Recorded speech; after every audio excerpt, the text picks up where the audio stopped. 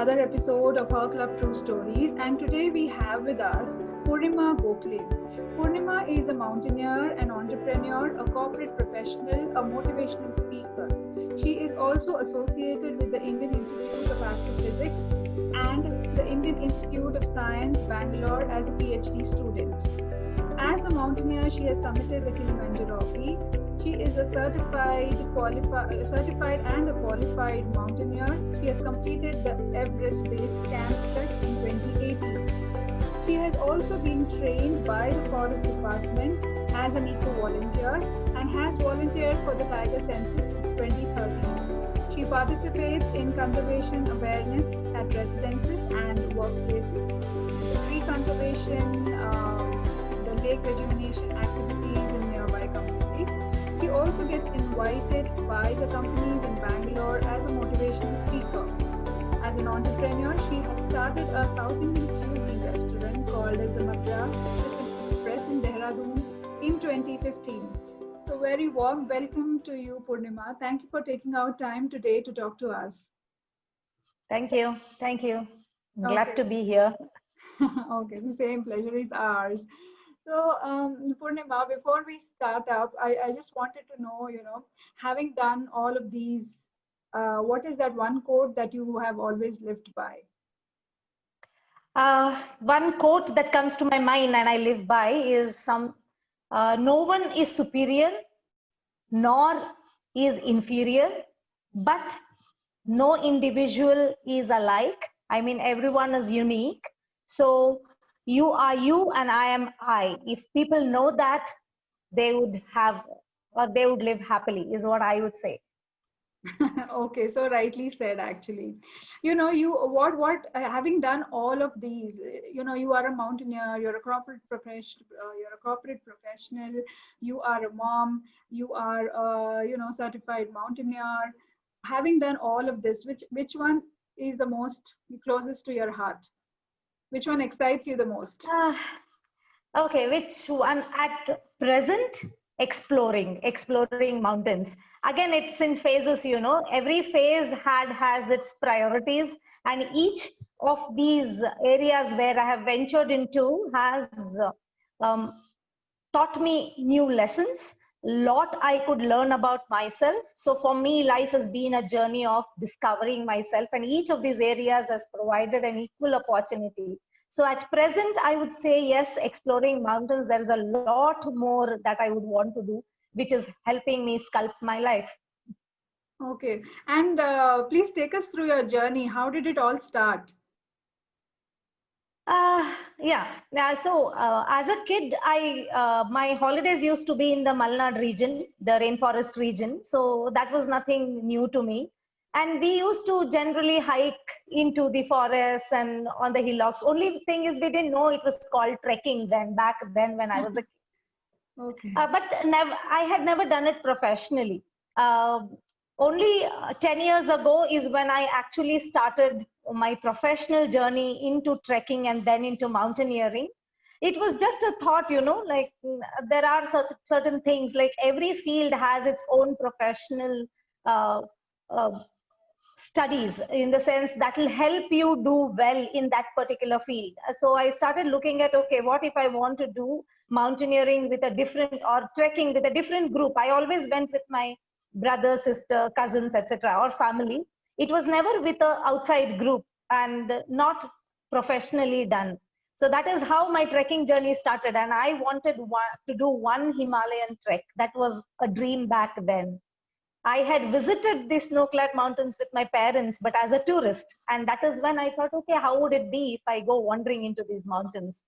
And that is where it started. And that is when I got to know about an association called Karnataka Mountaineering Association, whom I have been involved with the last 10 years.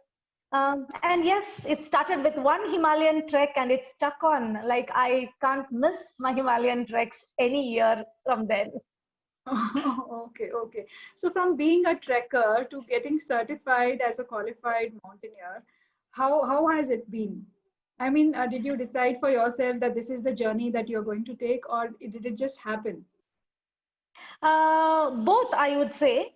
Like initial 4-5 years, yeah, we had excellent climbers in our group, the group with which I went. They were all trained professionals.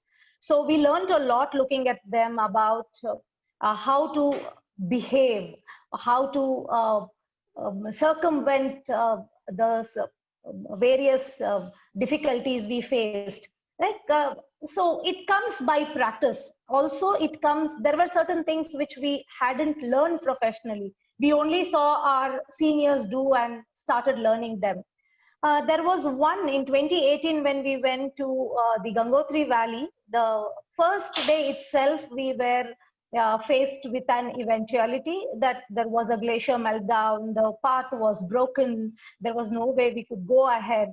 And there were a lot of things which we learned on that day too, and we had to abort our plan. So that's how it is. Though you make all preparations, you cannot foresee what you're going to get into, right? So somewhere there, it made me feel, yes, I should learn these skills professionally. I should be trained by a trained professional on how, suppose something happens, you should be able to save yourself, rescue yourself, as well as rescue your team. We always go as a team. So somewhere there, there was a little push in my mind saying, yes, I need to learn this professionally. But then I procrastinated this for quite a few years because I got to know about this, say, around 8 or 9 years ago. But then the cutoff age, I was above their cutoff age. So I thought they may not let me do it. So I had just given up the thought of getting certified.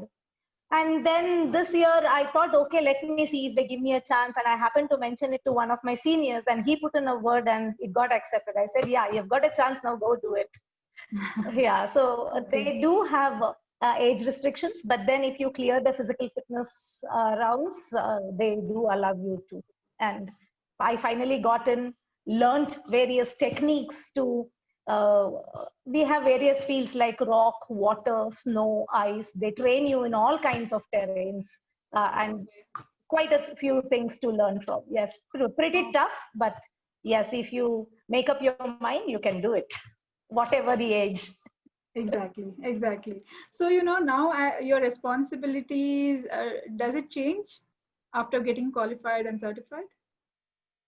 I have led a few Himalayan expeditions prior to my certification too, because there were quite a few things which I'd learned from my seniors. But now, yes, much more confidence. I know, yes, I can take up things when I go there, and we know we have learned quite a few things, and yes, we can get out of situations. Is that confidence built in you? Okay, easy. Please let us know some challenges behind taking up something of that. Yeah. To mention about the course is difficult. They make it difficult both ways, mentally as well as physically. You need to build up your stamina. The first 10 days are extremely excruciating, I would say.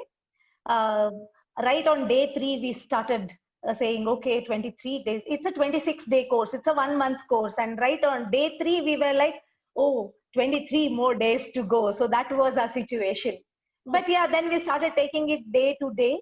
The first 10 days, they make us go through, and we are not used to so much of physical exercise through a day, right? A day starts at 5:30, ends at 9 o'clock in the night. So first half is in the field. Then we have some theory classes. We have an exam after all this, a written exam to test our theoretical knowledge.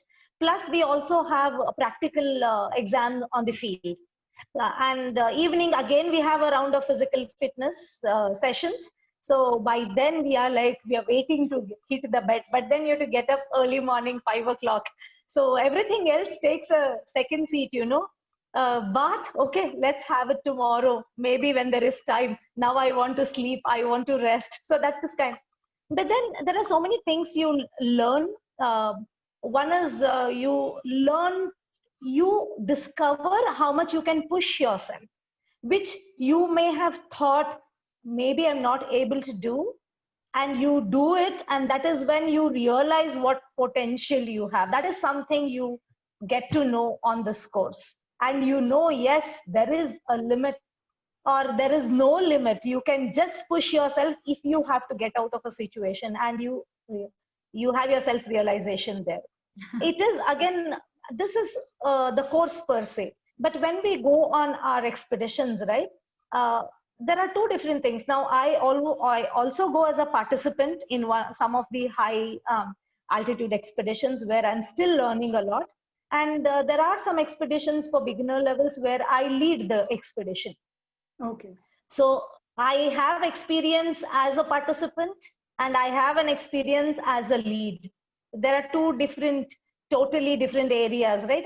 As a participant, you are a little, tension free. You don't really have to bother, okay, what's coming up tomorrow? What am I supposed to do? What if, right? But as a lead, we have a lot more to look at. It's not just the physical fitness of the participants. You also have to look at how they are gelling as a team, you know. You have so many people in your team, and each one is an individual. Each have their own way of behavior. Each one, so you get to understand the behavioral aspect of human beings. Then so there's a lot of people management. So most of my people management I've learned from leading such teams. Okay. Yeah, now the normal expeditions are like a week long or 10 or 12 days long. For that, you may not need so much of preparation. But when you're doing a month-long course, surely with a full-time job, you will have to take care of quite a few things and prepare accordingly. Okay. So when you say talk about preparations, what kind of preparations other than the physical fitness that you are mentioning here of? Preparation in the sense work-wise, to see that work doesn't get hampered when in your absence. So you prepare someone else to handle that work. Could prepare a backup. That is one kind of thing. Second is mentally. Yeah, we do a lot of breathing exercises because mountain terrain is something which you can't simulate here in Bangalore.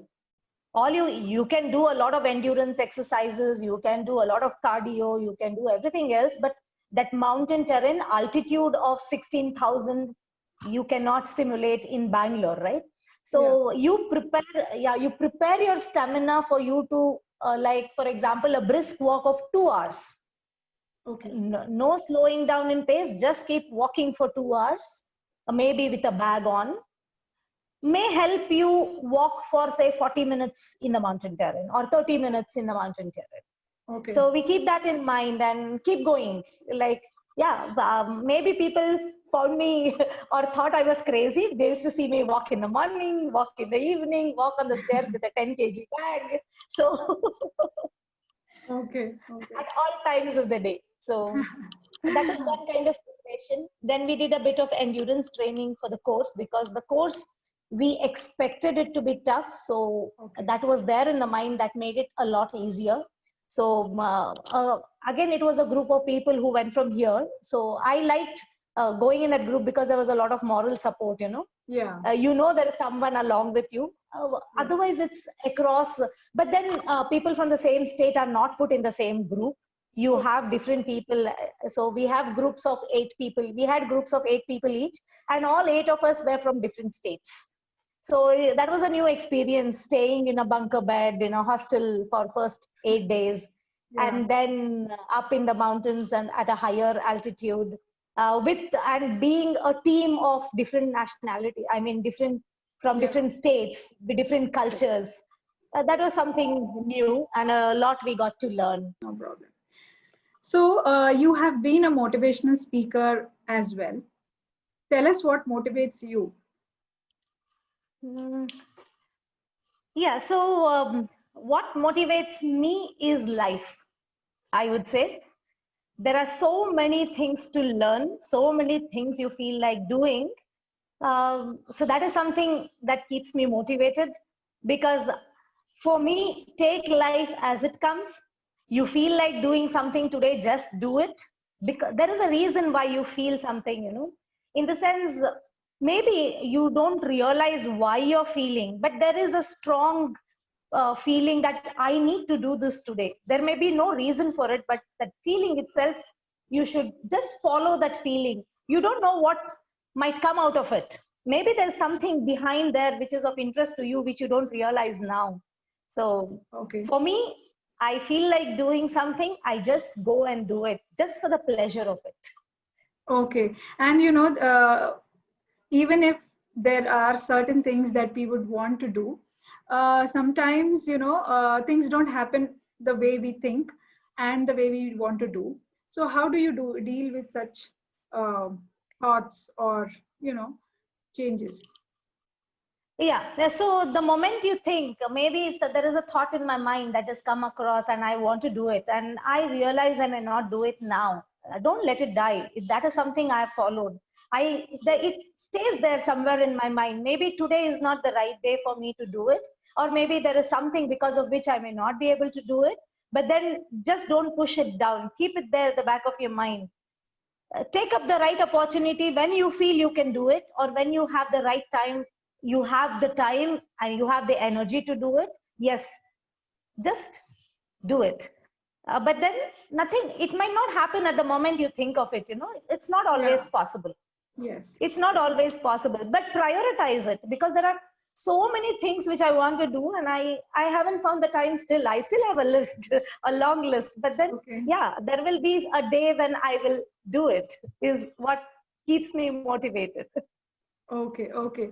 And into 2015, you started your entrepreneurial journey with uh, a South Indian cuisine restaurant in Dehradun. Tell us something about it. How did it start and why did it start? Yeah, this was just a chance chat. I have a school friend, my partner in this business, I would say. Yeah. So she was based in Dehradun, and we were just chatting over WhatsApp. And she happens to be, I was schooled in north part of Karnataka in Dharwad. So we have been school friends for over 12 years. And then in between, she moved to Dehradun, I settled in Bangalore, but we kept in touch. And that particular day, for some reason, she said, I've been in Dehradun for 15 years and I still don't get a good cup of filter coffee.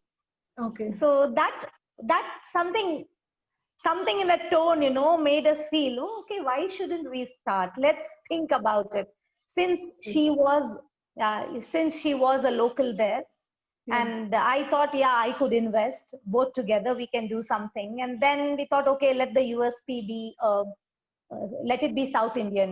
We need to be a little different to even cater to.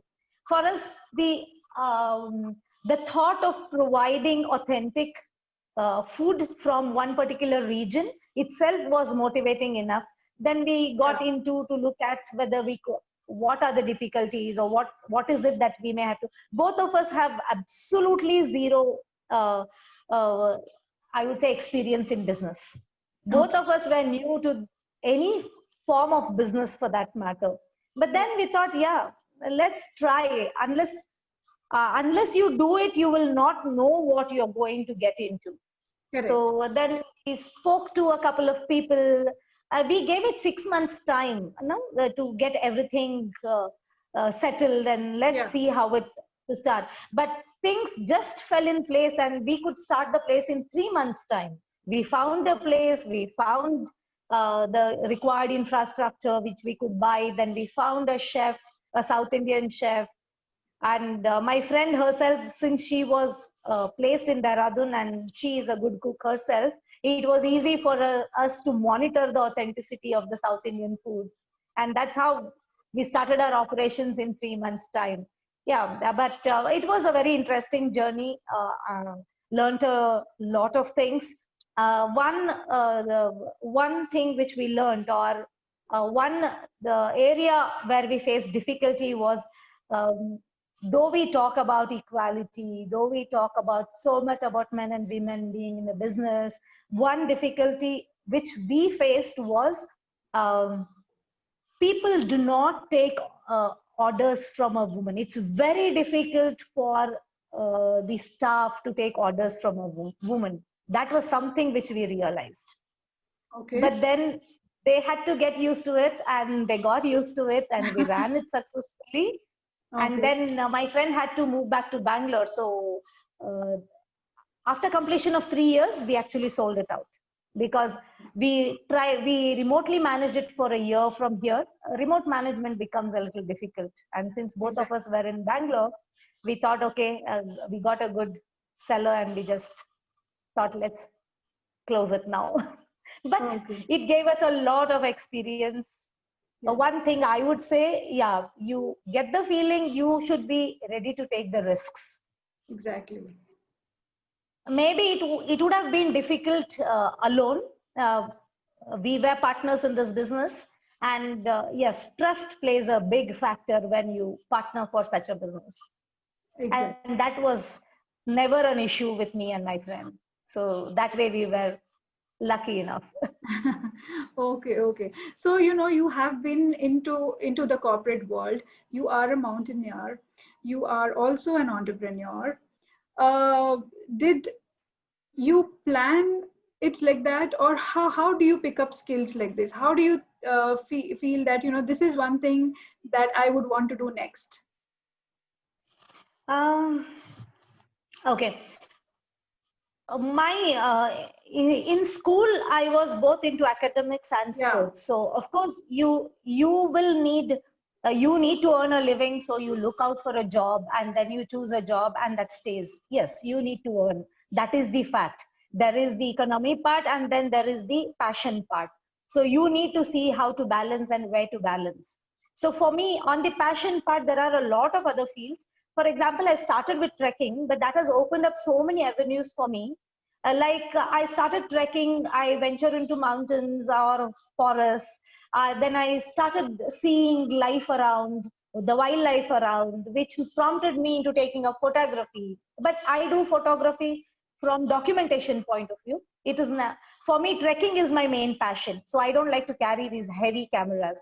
So for me, it's a point and shoot, a good enough camera, which is lightweight, for me to document and identify what I see. So that way I started studying about ecology, different landscapes. From there, it moved to conservation. Then there was an event. And since I love forest terrain, the conservation, the census, there was an article on census in the newspaper. It only gave me what I would say an experience. I knew I would get going into another forest, a different terrain. That is what made me apply for it. And during the census, I understood how data is being surveyed for the wildlife around us, and that stuck. After that, I heard about these eco volunteer programs by the forest department. I enrolled, something which has evolved from what I started doing. But these are Exactly. different fields which I got interested in. Okay. Entrepreneurship was totally out of the blue. It just came and we thought, Yeah. okay, let's do it. Okay, okay. So, now we come to motherhood, you are a mother as well. So, what is your thought on, women can't have it all?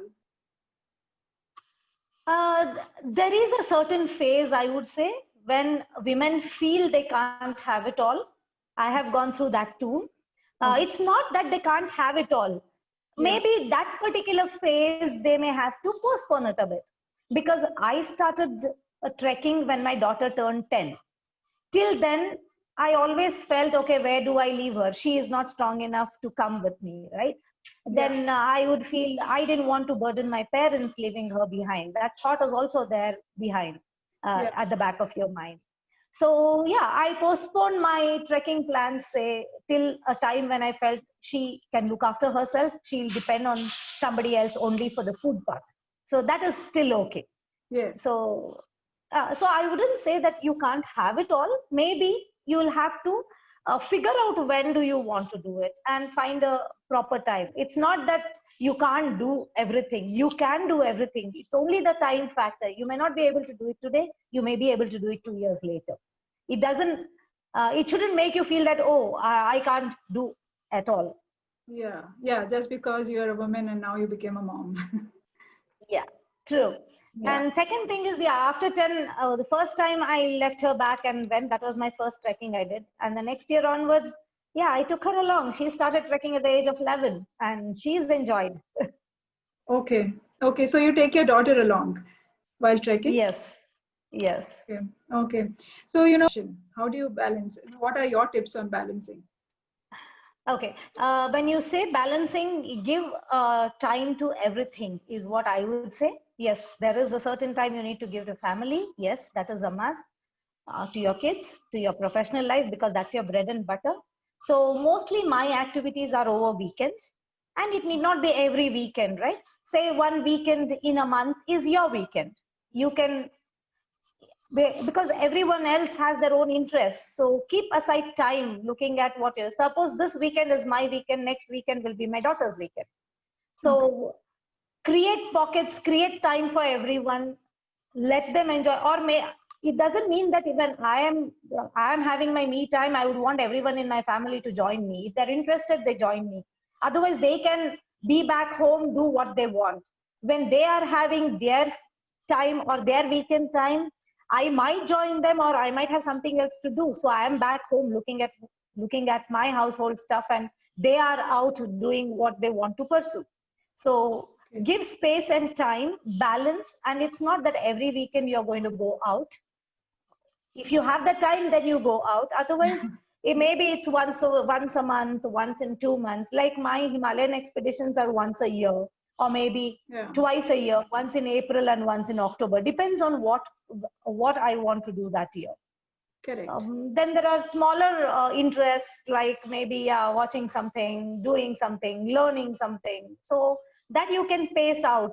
It doesn't necessarily mean that you're doing it on a daily basis, right? So Monday to Friday is my office time. Saturday, Sunday is my time, is what I believe in.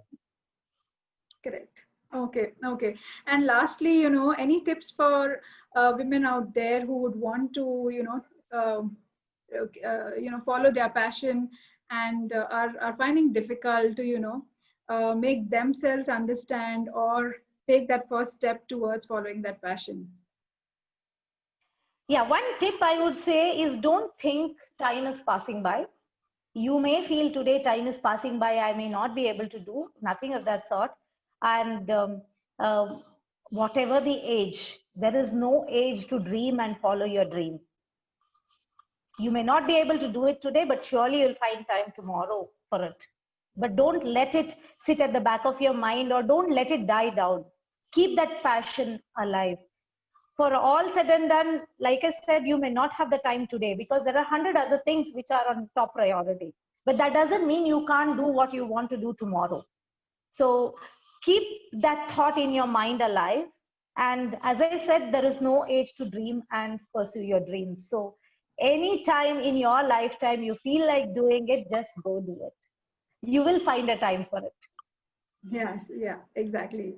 So, thank you, Purnima, for taking our time today to talk to us. It was so inspiring, to see that, women actually follow their passion. Thank you. Thank you so much.